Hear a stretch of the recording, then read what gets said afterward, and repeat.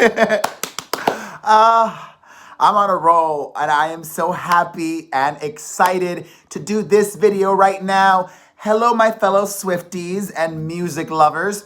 It is Perez Hilton and Rudolph, and right now I'm going to do something that I intended to do on my podcast, but life got in the way and we didn't really get around to doing a proper dive in and analysis and discussion of Taylor Swift's new album, Evermore. So I'm doing that here right now, and I have so many thoughts.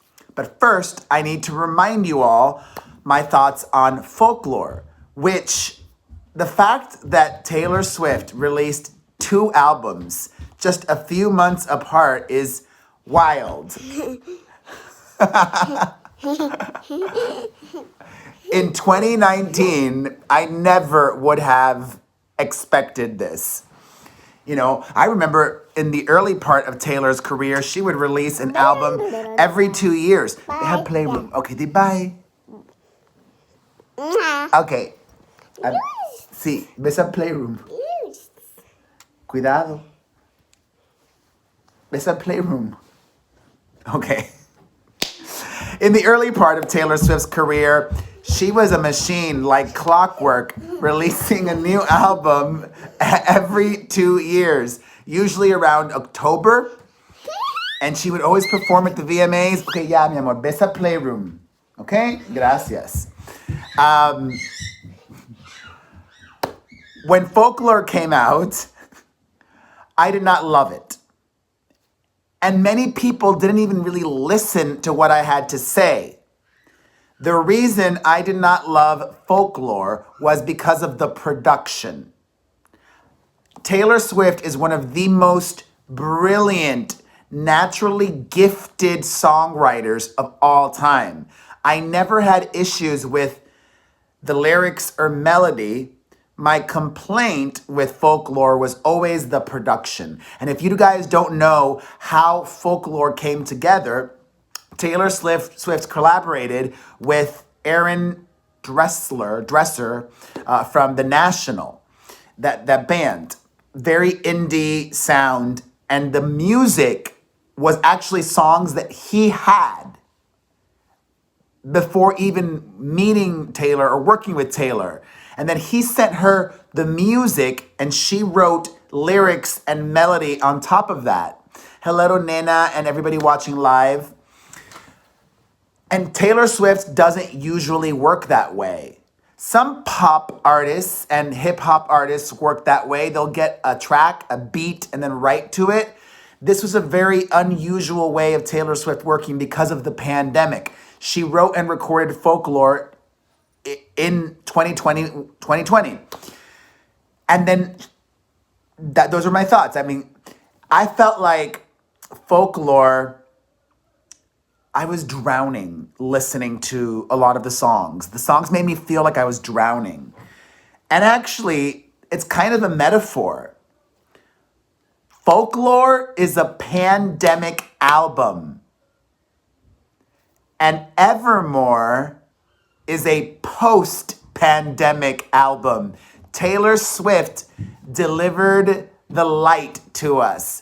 It is both sonically lighter and lyrically lighter. Okay, ya, mi amor, te voy a mandar a dormir si no te vas para el Playroom, okay? No regreses otra vez, estoy trabajando. Evermore also feels like a much more Taylor Swift album. I would bet a good amount of money that the songs for Evermore, she collaborated in the creation of the music, which she did not for Folklore. Also, because of that, this album just feels more her. Folklore did not feel like Taylor Swift to me. And what's great about Taylor Swift is that she grows and matures and has done country and pop, and whatever she does, she makes it her own. But the last album, even though it was her album, it felt more like a collaboration album, or it almost felt more like his album. It didn't really feel like a Taylor Swift album. This one does. Oh my God. I'm going to be so bold as to say that I think Evermore is my favorite Taylor Swift album of all time. And I'm so relieved because I loved Reputation. Okay, my top three albums of Taylor, obviously, this one I would say is number one. And then tied for second, 1989. And then three is Speak Now. But also it just depends on what mood I'm in, you know? She's got so many different kinds of albums. I mean, Red is a great album. I love them all. The lyrics for Evermore are, I think, the best lyrics that she has ever written. And maybe I'm reading into this, but it feels like, I don't know, like every song starts with the catchiest, smartest, most clever lyric. Hold on, my attention is, okay, I'm making a video. Okay, shh. And I'm live. The lyrics are just, wow. Like, the lyrics are amazing. The playfulness, there's a lot more playfulness in this album. Like I said, this is a post-pandemic album. It's light. I mean, like one of my favorite tracks is No Body, No Crime with Haim. It's clear, it's like the grown-up version or the older sister to Better Than Revenge. Doesn't it feel that way?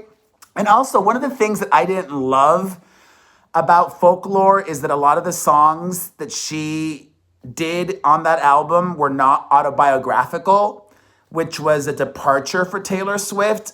Every album up until that point was kind of like her diary. And us Swifties would pore over the lyrics and analyze, oh, this song is about this song's about that. And I didn't know if it was very effective for me, the songs that were not autobiographical. But this one, like, I mean, that song, No Body, No Crime, that's clearly, you know, fantastical. It's not based in reality, but it's just executed so well. Like, the fictional songs on Evermore are just, in my opinion, superior, and it feels more universal. Like, it's not necessarily about, like, these characters, you know? Like,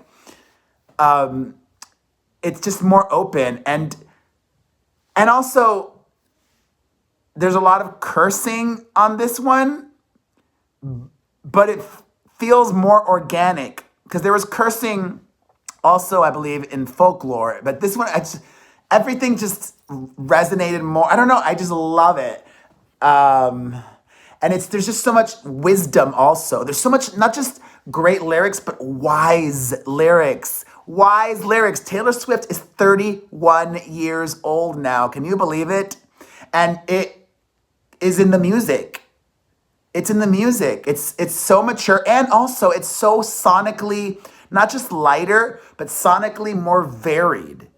The production, the music on Folklore was just a lot of the same. This one, you've got pop. I mean, Willow is a pop song. And then you've got some country, several more country songs, like everything, like just, I was just so much happier. And I have not stopped listening to the album from start to finish. Let me just quickly, well, do I want to get demonetized? No. Well, maybe I'll just, if I just play like a second or something. Whatever. Willow is amazing. I love that she's released like 7 versions of it on YouTube because she wants to go to number 1. I love the hustle. I love the ambitiousness of Taylor Swift. You get it. I mean, the wild thing is that from start to finish, I don't think there is a single song on Evermore that I don't like. I love every single song. Coney Island is another favorite of mine, and that's it features The National. I don't, oh, do I want, let me hear it. Oh, it's just stunning. Oh my God, I'm gonna start crying. Everything, Champagne Problems, stunning. Gold Rush, I love it. Just, like, a friend of mine who's also a fellow Swiftie was texting me saying, do you think Folklore is going to win Album of the Year? And I said, well, if I was voting, I would vote for Future Nostalgia because I loved the Dua Lipa album better than Folklore. But if it was Evermore versus Future Nostalgia, I would vote for Evermore in a heartbeat.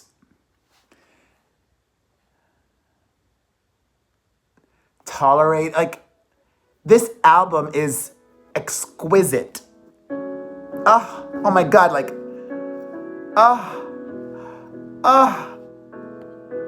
like I had, it's like the, like, it felt like a chore for me. I'm not, this is not like trash Folklore video, but this album just spoke to me. It came at me at the right time. It did things to me. I mean, I don't know.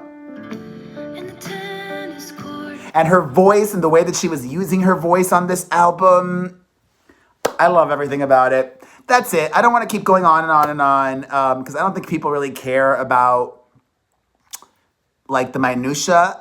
But yeah, I would say my favorite song is No Body, No Crime. And then maybe Willow is second. Willow, I think, is a stronger first single than Cardigan was. It's more pop. I love pop, but I also love country Taylor, and I also love singer-songwriter Taylor, and we get that all here. We get all flavors, all emotions, everything. Let me know your thoughts on the album in the comments. I love you. I am not crying about TikTok anymore. Hi, Don Trey. Hello to everybody else watching me live. I am excited for the world to resume normalness so that Taylor Swift can go back to normal and tour. She'll have 3 albums of new material to perform. She never toured behind Lover, nor Folklore, nor Evermore. I miss going to shows. Hello, Canelo fam. I'll give you a quick tour. I've done a tour before, but all right, before I log off, Canelo fam wanted to look. I'll just show you my closet. It's very messy now because I've got all my regular stuff, but on the floor, I've got all of my holiday clothes. I've got an extensive holiday collection. So all of my ugly Christmas sweaters are like all over the place. And I take them off for different videos and put different ones on and blah, blah, blah. I'm glad that I put my light on for this video because I made a video on my family channel that I uploaded Tuesday morning that I had recorded the night before after seeing my therapist, and it just felt too dark. So I'm actually a little bit too bright now, but better to be too bright than too dark. I share the brightness with you, sending you light and love. Mwah! Bye. Like, comment, share, subscribe, follow. You know the drill. I love ya.